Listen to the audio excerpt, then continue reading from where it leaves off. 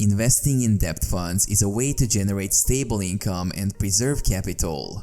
Here's a step-by-step guide on how to invest in debt funds. Understand debt funds. Debt funds invest in fixed income instruments like government bonds, corporate bonds, debentures, and money market instruments. They aim to generate income by earning interest on these investments. Set investment goals. Determine your investment goals, such as generating regular income, preserving capital, or achieving a specific financial target. This will help you choose the right type of debt fund that aligns with your objectives. Research and select funds. Conduct thorough research on different debt funds available in the market. Consider factors like fund performance, credit quality, expense ratio, fund manager's track record, and risk profile. Select funds that match your investment goals and risk appetite. Open an investment account.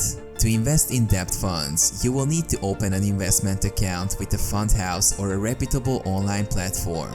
Complete the required documentation and KYC process. Allocate funds. Determine the amount you wish to invest in debt funds and allocate your funds across different schemes to diversify risk. Consider factors like investment horizon, liquidity needs, and tax implications while allocating your funds. Monitor and review.